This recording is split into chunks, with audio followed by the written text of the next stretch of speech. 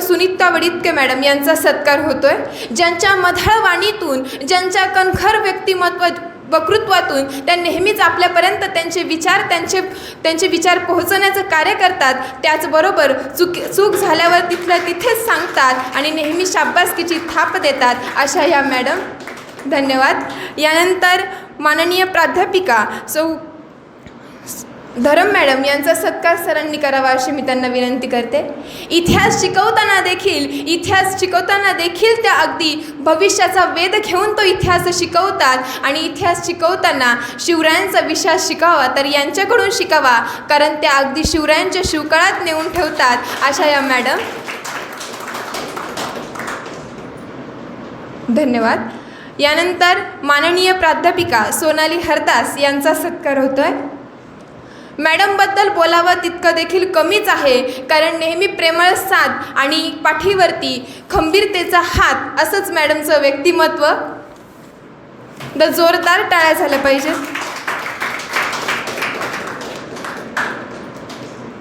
धन्यवाद सर.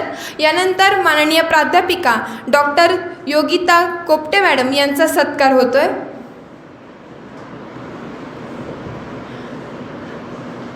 खरं तर एक थोर व्यक्तिमत्वच मॅडमला म्हणावं लागेल, ज्यांनी आयुष्याच्या कठीण प्रसंगातून जाऊन शिक्षण घेत आपल्यापुढे खरी ज्योत आणि मशाल निर्माण करण्याचं काम केलं आहे, असं मॅडमकडे बघून नक्कीच वाटतं. धन्यवाद. यानंतर स्वप्नाली खांडरे मॅडम यांचा सत्कार होतोय.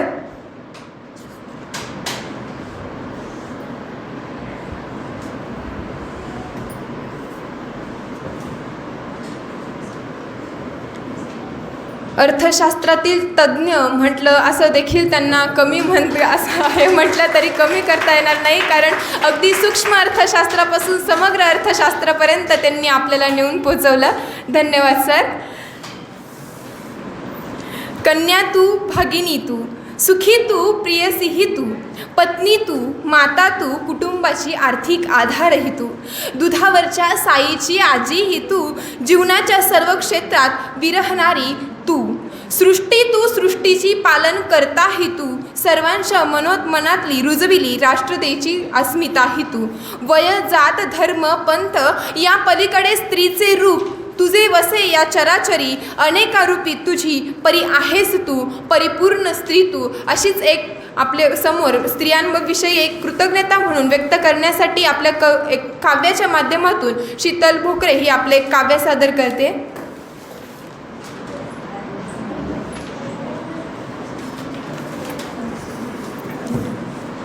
नमस्कार, मी कुमारी शीतल बाळासाहेब भोकरे, FY BCSची विद्यार्थिनी. आज 8 मार्च अर्थात जागतिक महिला दिन या निमित्त मी आपल्यासमोर एक गीत सादर करत आहे.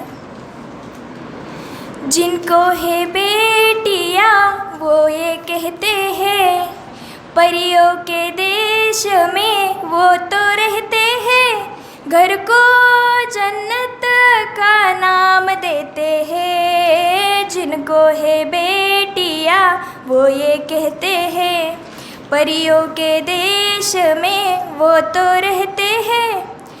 हंसती है जब बेटियां तो मोती झरते हैं, चलती है लहरा के तो फूल खिलते हैं. हंसती है जब बेटियां तो फूल मोती झरते हैं, चलती है लहरा के तो फूल खिलते हैं. पलके उठाती तो उजाले होते हैं, परियों के देश में वो तो रहते हैं, घर को जन्नत का नाम देते हैं. जिनको है बेटियां वो ये कहते हैं, परियों के देश में वो तो रहते हैं. लाखों मन्नत में होती है एक बेटी कबूल, बेटी तुलसी आंगन की ये नहीं बाबू. लाखों मन्नत में होती है एक बेटी कबूल, बेटी तुलसी आंगन की ये नहीं बाबू. उनके कुमकुम कदम शुभ फल देते हैं, परियों के देश में वो तो रहते हैं. धन्यवाद. धन्यवाद शीतल, तुझ्या मधुर आवाजातून खरंच मुलीचं महत्त्व कळालं. पण खरंच मुलीचं असं स्वतःचं घर नसतं, कारण तिला नेहमीच दुसऱ्यांच्या दुसऱ्यांसाठी ती झटत असते. त्यासाठी एक छोटीशी कविता आहे, ती तुमच्यासमोर सादर करू इच्छिते. जन्म घेतलास पित्याच्या घरी, मृत्यू येणार पतीच्या दारी. जन्म घेतलास पित्याच्या घरी, मृत्यू येणार पतीच्या दारी. असा कोणता उंबरट आहे, ज्या घरची तूच एक मालकीन खरी. परके धन म्हणत म्हणत आपले सुद्धा परक्यासारखं वागतात. परके धन म्हणत म्हणत आपले सुद्धा परक्यासारखं वागतात. सासरी गेल्यावर तर परके पण सासरपणाला जागतात. मिळून मिसळून राहावं ही तर जन्मापासूनची शिकवण खरी. मिळून मिसळून राहावं ही तर जन्मापासूनची शिकवण खरी. असा कोणता उंबरट आहे, ज्या घरची तूच एक मालकीन खरी. मुले, घरकाम, नोकरीशिवाय आजकाल घरच धकत नाही. मुले, बांधकाम, नोकरीशिवाय आजकाल घरच धकत नाही. कौतुकाची 2 फुले नवरासुद्धा कधी वाहत नाही. कितीही त्रास झाला तरी मग मूग मिळून बसायचं. कितीही त्रास झाला तरी मग मूग मिळून बसावं लागतं. कारण म्हणतात ना, सासरी जाताना तोंडसुद्धा शिवून जावं लागतं. प्रत्येक वादाचा शेवट असतो. प्रत्येक वादाचा शेवट असतो, जा मग तुझ्या बापाच्या घरी. प्रत्येक वादाचा शेवट असतो, जा मग तुझ्या बापाच्या घरी. असा कोणता उंबरट आहे, ज्या घरची तूच एक मालकीन खरी. कधी मिळणार प्रत्येक स्त्रीला तिच्या हक्काचं घर. कधी मिळणार प्रत्येक स्त्रीला तिच्या हक्काचं घर. प्रत्येक गोष्ट मग तिच्या आवडीनुसार होणार. फर्निचर, कपडे, स्वयंपाकच काय. फर्निचर, कपडे, स्वयंपाकच काय, तर तिच्या आनंदाचं गाणं देखील ती मोठ्या आवाजात गाणार. तिच्या सुखावर खुश होऊन लक्ष्मीही येईल मग तुमच्या घरी. तिच्या सुखावर खुश होऊन मग लक्ष्मीही येईल तुमच्या घरी. मोकळा श्वास घेत अभिमानाने जगू शकेल मग ती त्या घरी. त्याच घरची असेल ती एक मालकीन खरी. त्याच घरची असेल ती एक मालकीन खरी. यानंतर BComची विद्यार्थिनी, SY BComची विद्यार्थिनी आपलं मनोगत व्यक्त करण्यासाठी येते, ऋतुजा भोकरे.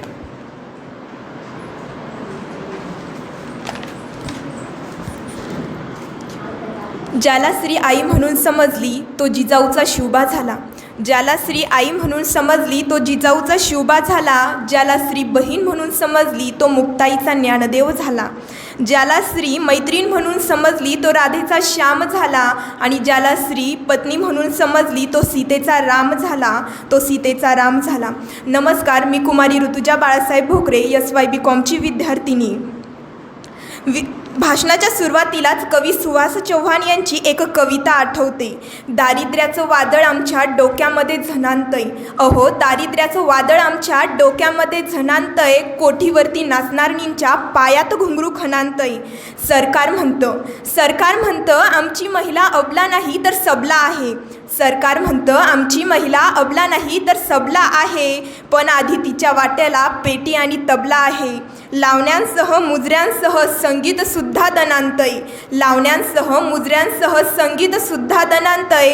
कोठीवरती नाचणारणींच्या पायात घुंगरू खणांतय. कोठीवरती नाचणारणींच्या पायात घुंगरू खणांतय. मला असं वाटतं ही कविता या विषयाचं महत्त्व स्पष्ट करून देते. आज आपण सगळेजण 21व्या शतकात जगत आहोत. विज्ञान युगाचे पायीक आहोत. नुकताच आपण स्वातंत्र्य दिन देखील साजरा केला. किती सुंदर वाटते ना. पण हा स्वातंत्र्य दिन साजरा करत असताना दुसरीकडे प्रश्न निर्माण होतो तो स्त्रियांच्या सुरक्षिततेचा आणि त्यांच्या अस्तित्वाचा. म्हणजे 21व्या शतकात जगणाऱ्या स्त्रीच्याच अस्तित्वाचा प्रश्न निर्माण होतो. यापेक्षा मोठं दुर्दैव त्या स्त्रीचं असूच शकत नाही. मुळात आजकाल स्त्री पुरुष समानतेचा जो डंका वाजतोय ना, त्याची व्याप्ती आपण जर समजून घ्यायला गेलो तर आपल्याला नक्कीच लक्षात येईल यामध्ये वाद निर्माण होत आहे. माझं असं म्हणून तुझं तसं का, आणि माझं असं तर तुझं तसंच. मित्रांनो, स्त्री शिक्षणात स्त्रीच्या व्यक्तित्वाच्या विकासापेक्षा तिला लग्नाच्या बाजारात किंमत कशी मिळेल या दृष्टीने स्त्रीकडे बघितले जाते. स्त्रीला एक विषयत्व समजले जाते. पण तुम्हाला प्रश्न नक्कीच पडला असेल, विषयत्व म्हणजे काय? तर विषयत्व म्हणजे एखाद्या सुंदर गोष्टीमध्ये घुसलेली वासना. वेदांताच्या दृष्टीने वेदांताच्या दृष्टीने जोपर्यंत एखाद्या गोष्टीमध्ये वासना घुसत नाही तोपर्यंत तो विषय नाही, आणि एकदा की वासना घुसली की तो विषय बनल्याशिवाय राहत नाही, हे कटू असलं तरी सत्य आहे. आजकाल आपण ॲडव्हर्टाईज मॅगझिन बघतो, त्यामध्ये आपल्याला स्त्रियांचे फोटो बघायला भेटतात. मग प्रश्न निर्माण होतो की त्यात स्त्रियांचे फोटो असतात, पुरुषांचे का नाही? असं म्हणतात, स्त्री म्हणजे भगवंताने बनवलेली उत्कृष्ट आणि सुंदर अशी कलाकृती आहे.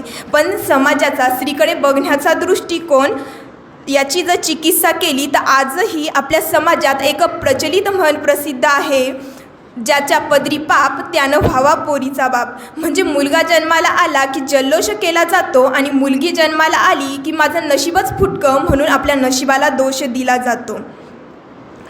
आजही आमचे बुजुर्ग लोक नवविवाहित स्त्रीला आशीर्वाद देताना म्हणतात की अष्टपुत्र सौभाग्यवती भव, पण हा आशीर्वाद त्या बिचारीच्या वाट्याला कधीच येत नाही की अष्टपुत्री सौभाग्यवती भव. म्हणजे प्रत्येक वेळेला त्या स्त्रीला जाणीव करून दिली जाते की समाजामध्ये पुरुषांना स्त्रियांपेक्षा श्रेष्ठ समजले जाते. संत बहिणाबाई चौधरी आर्जव आवाजात म्हणतात, लेकीचा जन्म घातला कुणी येड्यानं, लेकीचा जन्म घातला कुणी येड्यानं, पराया घरी बैल राबतो भाड्यानं, लेकीचा जन्म जसा बाभळीचा पाला, लेकीचा जन्म जसा बाभळीचा पाला, वारा वाव काळी तसा वाहूनही नेला. अगदी अशीच झाली आहे आजच्या स्त्रीची स्थिती, राब राब राबणाऱ्या बैलासारखी आणि आयुष्याच्या शेवटी उडून जाणाऱ्या एका पानासारखी. मित्रांनो, सत्य परिस्थिती सांगायची झाली तर आपल्या समाजामध्ये चूक कोणाचीही असो, पण दोष मात्र हा स्त्रीलाच दिला जातो. तिने काही योग्य केले तरी आणि अयोग्य केले तरी. मस्त मनमोकळेपणाने जगलं तर म्हणतात घरचं बंधन नाही, आणि शांत आणि गंभीरपणे वागला तर म्हणतात पोरीमध्ये धाडसच नाही. लग्न करायला उशीर झाला तर पोरीमध्येच काहीतरी खोट असेल, आणि शिकलेली असेल तर म्हणतात शिकलेली काय कामाची, डोक्यावर मिरे वाटेल. अशा दुतोंडी जगात आम्ही स्त्रियांनी जगायचं तरी कसं हो? म्हणूनच म्हणावंसं वाटतं हमको मिटा सकना दुनिया में दम नहीं, हमको मिटा सकना दुनिया में दम नहीं, ज़माना हमसे खुद है हम ज़माने से नहीं, ज़माना हमसे खुद है हम ज़माने से नहीं.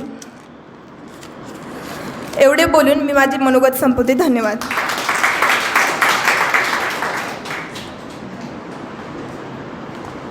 यानंतर गायत्री ठाकरे आपले मनोगत व्यक्त करत आहे. धन्यवाद ऋतुजा.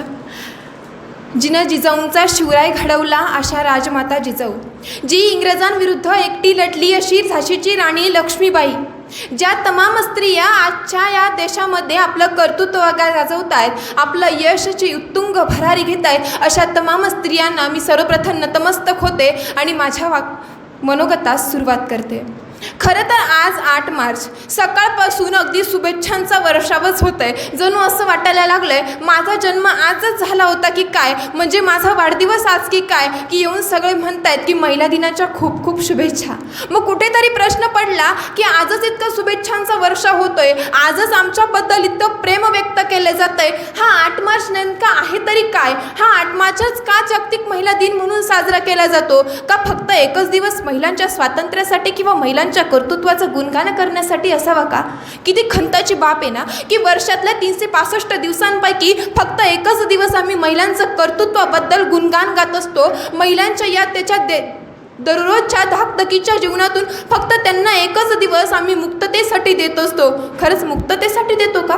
अगदी महिला दिन मला असं वाटतं की अगदी बैलपोळ्यासारख्या सणासारखं झालंय की काय. जसं शेतकरी बैलपोळ्याच्या दिवशी बैलाला अगदी आंघोळ घालतो, त्याला स्वच्छ धुतो, त्याला खाऊ पिऊ घालतो, त्याच्यावरती झूल पांघरतो, त्याला अगदी वाजवत गाजवत साऱ्या गावातून मिरवतो, आणि दुसऱ्या दिवशी पुन्हा त्याचा कसलाही विचार न करता अगदी त्याला घाण्याला जुंपतो आणि त्याच्याकडून राबवून घेतो आणि त्याला कष्टाची कामं सुरुवात करतो. कधी? लगेच बैलपोळ्याच्या दुसऱ्या दिवशी. तसंच काहीसं स्त्रीचं झालंय, अगदी बैलपोळ्याच्या बैलासारखं फक्त एकाच दिवसापुरतं कौतुक करायचं आणि दुसऱ्या दिवसापासून मात्र पुन्हा तिच्याकडून कामं करून घ्यायची. असंच प्रत्येक स्त्रीचं आयुष्य का? खरं तर कर्तृत्ववान स्त्रियांचं आयुष्य इतकं छोटं नाही हो. प्रत्येक स्त्री ही तिच्या दुसऱ्यांसाठी, असं म्हटलं जातं की पुरुषाचा पगार विचारू नये आणि स्त्रीचं आयुष्य वय विचारू नये, कारण प्रत्येक स्त्री ही स्वतःसाठी जगत नसते, ती जगते दुसऱ्यांसाठी, ती जगते समाजासाठी, ती जगते घरच्यांसाठी, ती जगते मुलासाठी, बाळांसाठी, ती जगते आपल्या घरातल्या एक ना एक व्यक्तीसाठी. ती स्वतःच्या अगदी सकाळी उठल्यापासून तर रात्री झोपेपर्यंत तिच्या हाताला कळ नसतो. अष्टभुजा म्हणणाऱ्या, अष्टभुजा म्हणून आम्ही देवीची पूजा करतो, पण अष्टभुजा आपल्या घरातच आहे म्हणून आपण आपल्या घरातल्या लक्ष्मीची पूजा मात्र करत नाही. लक्ष्मीपूजनच्या दिवशी आम्ही मातीची लक्ष्मीची मूर्ती घेऊन येतो आणि त्या लक्ष्मीची पूजा करतो, आणि दुसरीकडे मात्र त्याच लक्ष्मीला शिव्या घालतो, त्याच लक्ष्मीला उनदुनं बोलतो आणि अवहेलना करतो.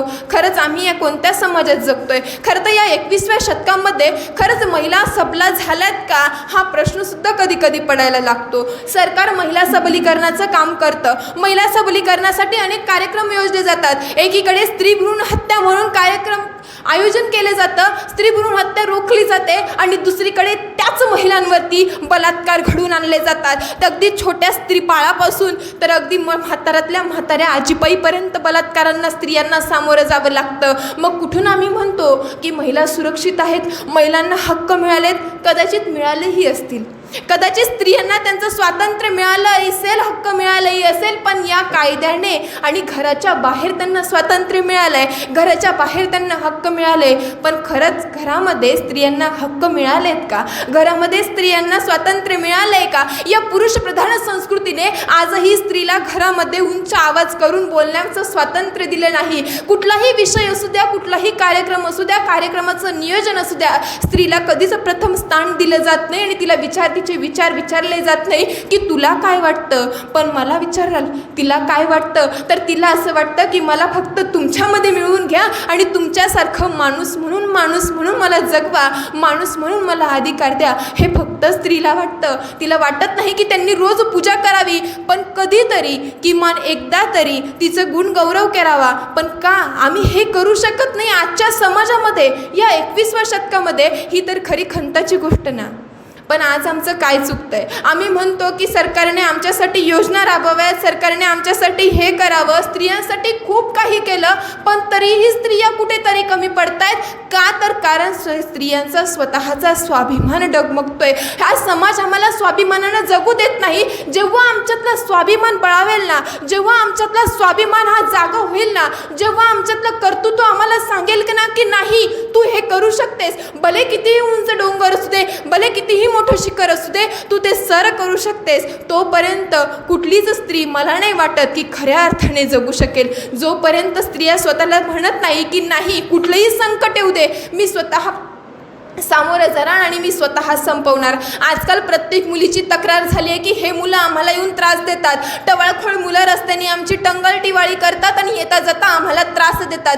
पण त्या सर्व मुलींना मला सांगावंसं वाटतं की जोपर्यंत तुमच्यातली दुर्गा जागे होत नाही, जोपर्यंत तुमच्यातली कालिका जागे होत नाही, जोपर्यंत तुम्ही झाशीच्या राणीला आठवत नाही जे एकट्या इंग्रजांविरुद्ध लढल्या, मग तुम्ही या टवाळखोळ मुलांविरुद्ध लढू शकत नाही का? स्वतःतला स्वाभिमान जागा केला तर मला असं वाटतं की कुठली स्त्री येऊन सांगणार नाही की अशी मुलं आम्हाला त्रास देत आहेत. प्रत्येक स्त्रीनं जर स्वतः कणखर झालं तर या गोष्टींना स्वतः आळा घालण्याचा प्रयत्न केला तर नक्कीच आजचा आमचा समाज स्त्रीच्या यशाच्या मार्गाने, स्त्रीच्या स्वातंत्र्याच्या मार्गाने मार्गक्रमण करेल असं मला वाटतं. स्त्रीबद्दल बोलावं तितकंच कमी आहे आणि एकच स्त्री दुसऱ्या स्त्रीला पुढे जाऊ देत नाही असं म्हटलं तरी आजकाल मला असं वाटतं ज्या महाविद्यालयात आपण शिकतोय अशा महाविद्यालयात ही गोष्ट खरी ती खोटीच असेल असं वाटतं. कारण म्हणतात ना एक स्त्री दुसऱ्या स्त्रीला पुढे जाऊ देत नाही, पण खरंच आमची भाग्याची गोष्ट की आमच्या पाठीमागे आधाराचा हात देणाऱ्या, कर्तृत्वासाठी आम्हाला लढायला सांगणाऱ्या, आमच्या पाठीवरती शाबासकीची थाप देणाऱ्या अशा काही महिला आहेत, अशा काही प्राध्यापिका आहेत, अशा काही गुरु आम्हाला मिळाले आहेत की त्या नेहमी आम्हाला सांगतात की तुम्ही नक्की लढा, तुमचं हे ध्येय आहे ना ते ध्येय पूर्ण करण्यासाठी तुम्ही लढत राहा, आम्ही तुमच्या सदैव पाठीशी उभ्या आहोत. अशा महिला असणं खरं तर आमची भाग्याची गोष्ट. आणि खरंच मॅडम मला आज सांगावंसं वाटतं की तुम्ही ज्यावेळेस आमच्या आधाराची ही थाप देता त्यावेळेस कुठेतरी आमच्या अंगामध्ये देखील 10 हत्तीचं बळ सामावतं आणि आम्हाला वाटतं की नाही हे शिखर कितीही उंच असू दे, हे ध्येय कितीही मोठं असू दे, या रस्त्यामध्ये कितीही काटे असू दे, कितीही काचा असू दे, तरीही आम्ही त्या काचांवरती, त्या काट्यांवरती चालत जाणार आणि ध्येयाच्या शिखरापर्यंत नक्की पोहोचवणार. हे फक्त झालं ते फक्त आणि फक्त महाविद्यालयातील या कर्तृत्ववान प्राध्यापिकांमुळं. त्यांना मी आजच्या दिवशी खरंच मनापासून मनापर्यंत धन्यवाद देते.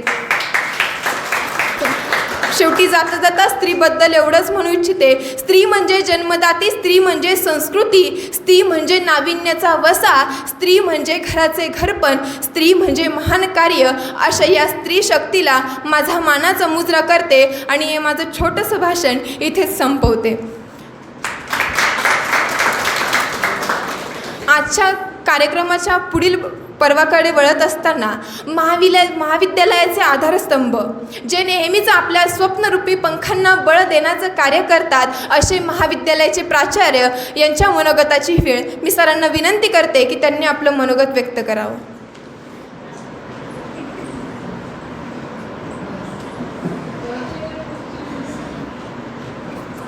त्याच्यानंतर गेम घ्यायचे ना.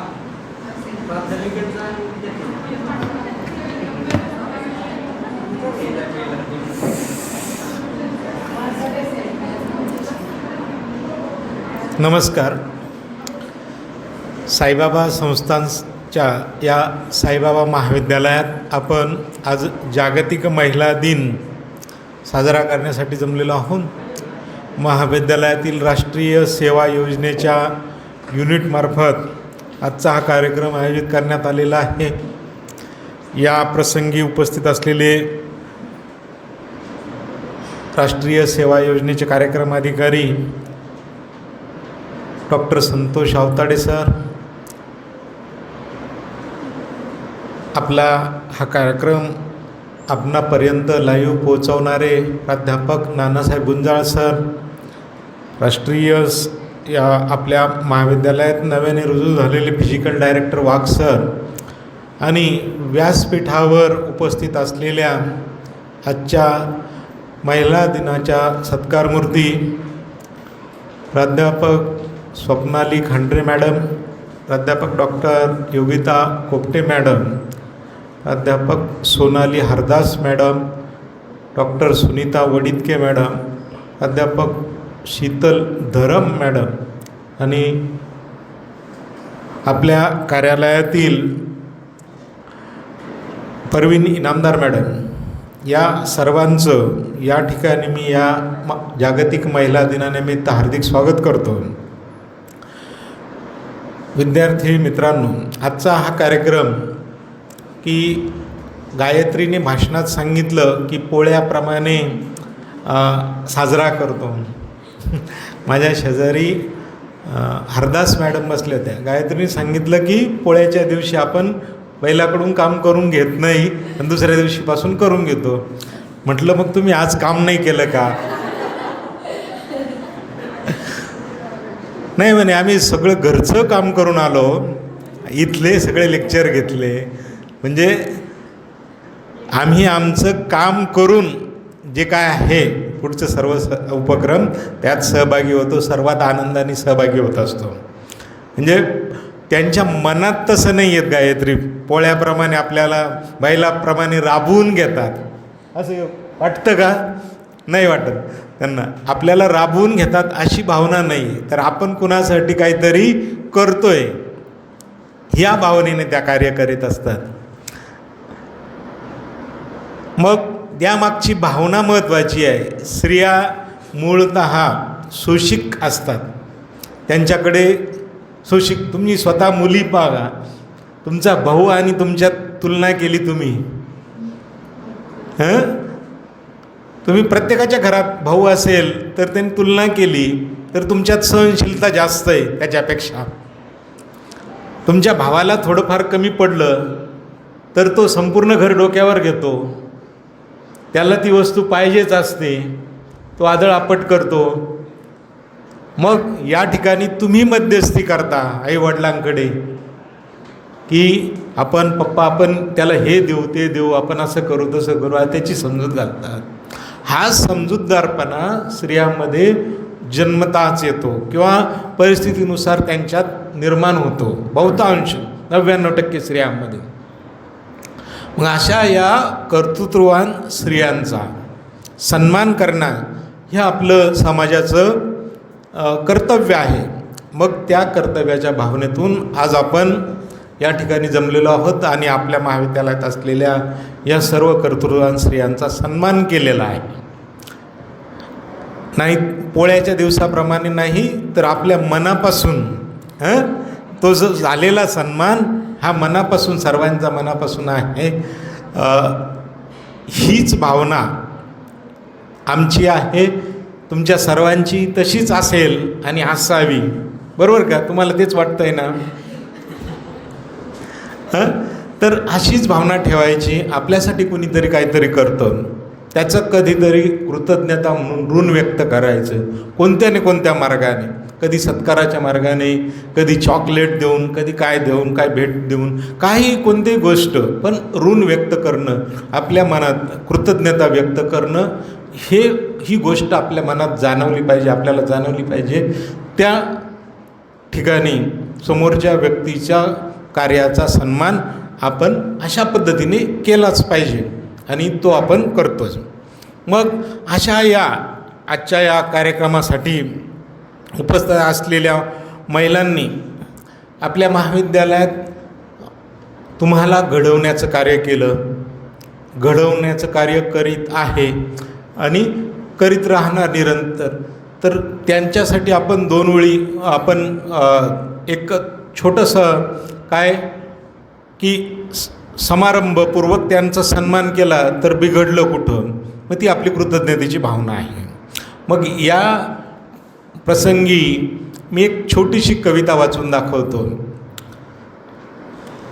थोडा उजेड ठेवा अंधार फार झाला, थोडा उजेड ठेवा अंधार फार झाला, थोडा उजेड ठेवा अंधार फार झाला, पणती जपून ठेवा अंधार फार झाला, पणती जपून ठेवा अंधार फार झाला.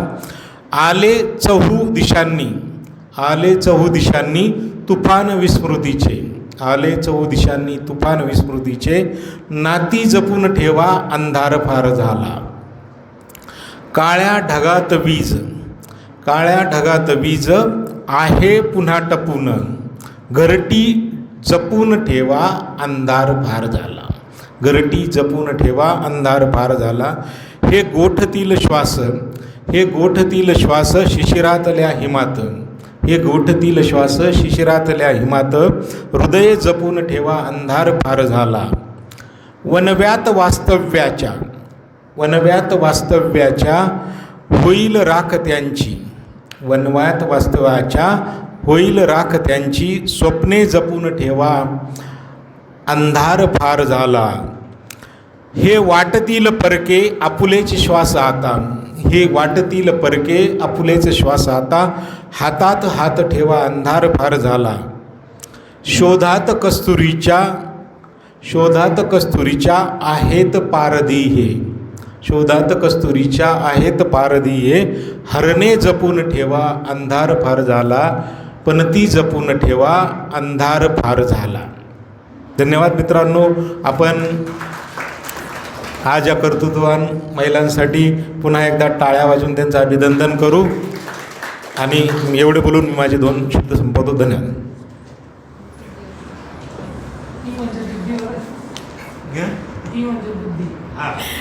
धन्यवाद सर.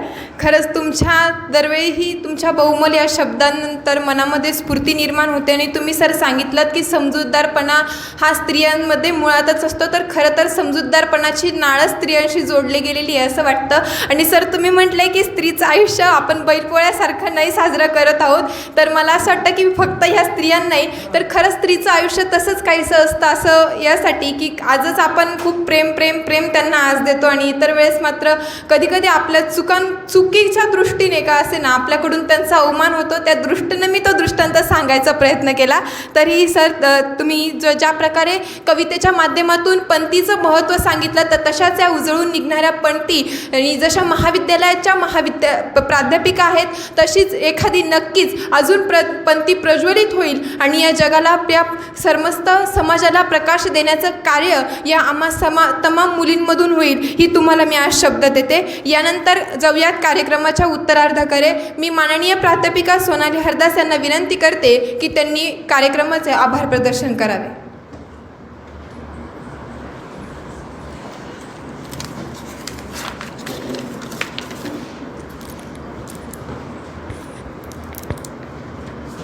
श्री साईबाबा संस्थान विश्वस्त व्यवस्थेच्या साईबाबा महाविद्यालयात राष्ट्रीय सेवा योजना अंतर्गत महिला दिनाच्या या कार्यक्रमामध्ये आपणा सर्वांचं मनपूर्वक स्वागत.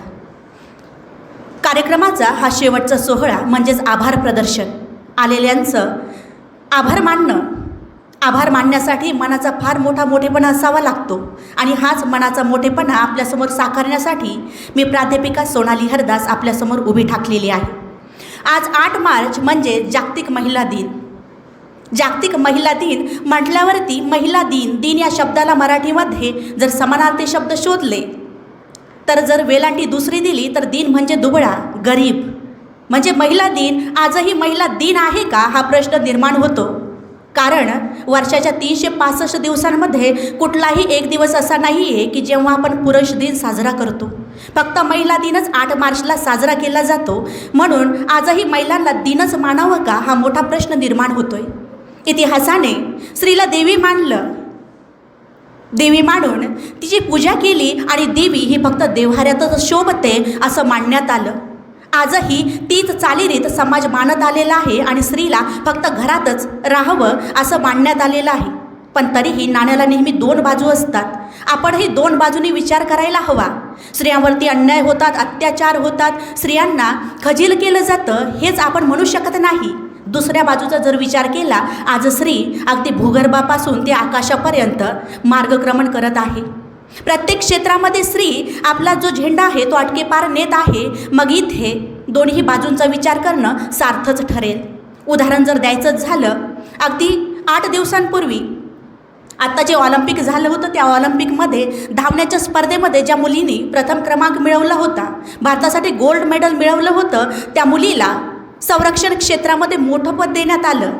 मग इथेही प्रश्न निर्माण होतो की स्त्रीला फक्त मागेच खेचण्यात येत नाही. त्याचबरोबर अवताडे सरांनी राहीबाई यांचंही उदाहरण दिलं होतं ज्यांना बीजमाता म्हटलं जातं. एक अशिक्षित स्त्री खेड्यापाड्यांमध्ये फिरून डोंगरदऱ्यांमध्ये फिरून जे बीज आहेत ती रोपिते आणि त्यातून सुंदर वनराई निर्माण करते. त्याचबरोबर जर आत्ताचंच उदाहरण देणं झालं तर अकोल्यातील जी आत्ता ग्रामपंचायतीची निवडणूक झाली त्या निवडणुकीमध्ये अकोल्याच्या एका छोट्या गावामध्ये आदिवासी गावामध्ये 75 वर्षीय आजींना सरपंच बनवण्यात आलं. मग कुठल्याही क्षेत्रामध्ये आज स्त्री कमी आहे असं मला तरी वाटत नाही. अन्याय होतात, अत्याचार होतात, स्त्रीला कमी लेखलं जातं हा समाजाचा अंधश्रद्धा असेल किंवा बुरसटपणा असेल तेही समाजामध्ये चालू आहे. पण त्याचबरोबर स्त्री ही आज मार्गक्रमण करत आहे.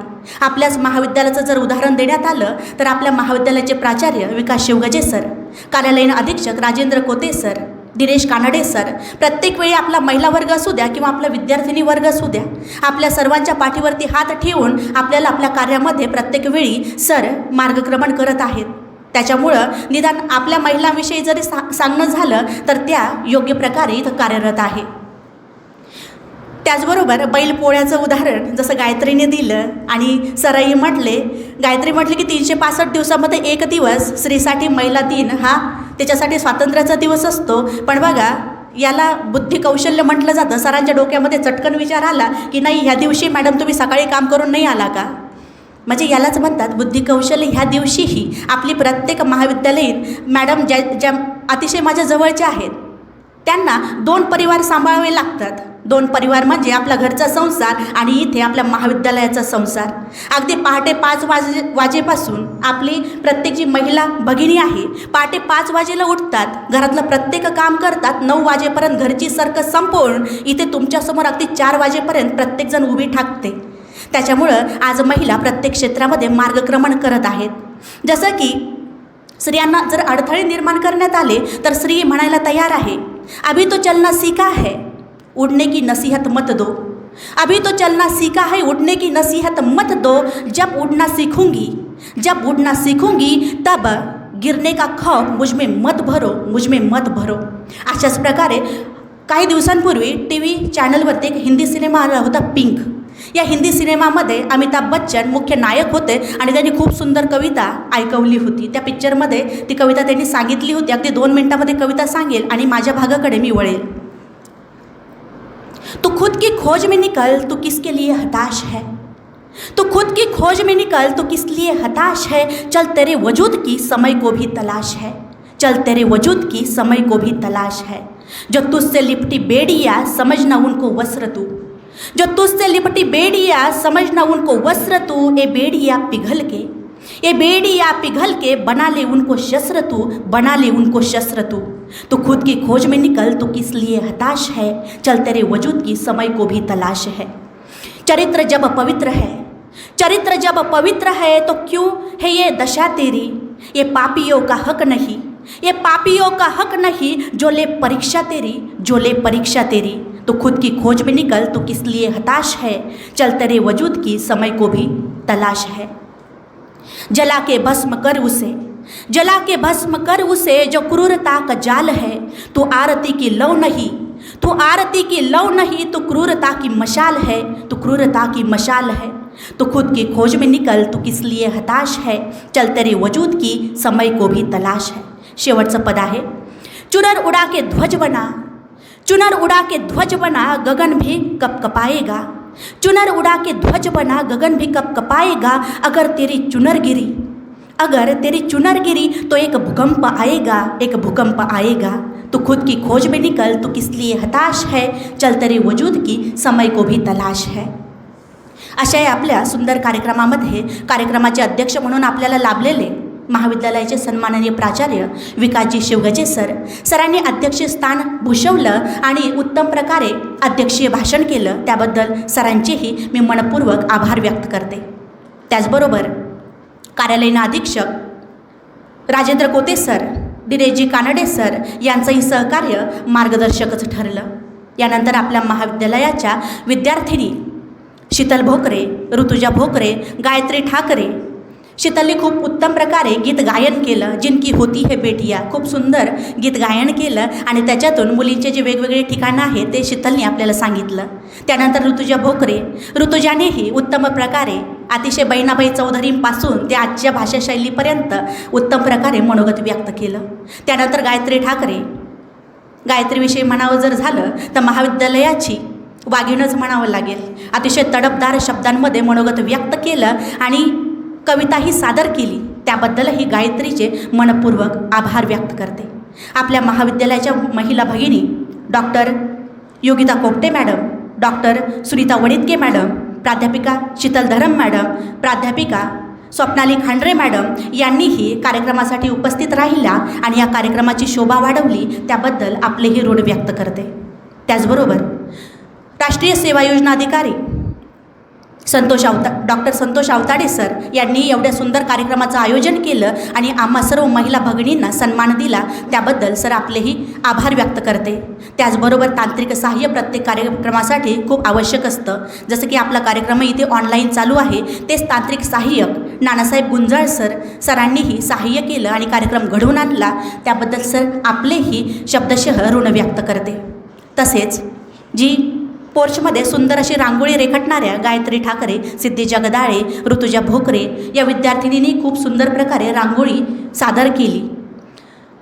आपल्या बोर्डवरती जे ज्ञानदानाबरोबरच अक्षरदानाचंही नेहमीच कार्य करता एवढ्या सुंदर अक्षरामध्ये ज्यांनी फलक लेखन केलं सचिन शिंदे सरांचाही सहभाग कार्यक्रमासाठी मोलाचा ठरला. आणि एक सुंदर अतिशय आनंददायक बातमी सांगावं वाटते की महाविद्यालयाच्या नवरत्नांमध्ये आणखी एक रत्नाचं आगमन झालेलं आहे.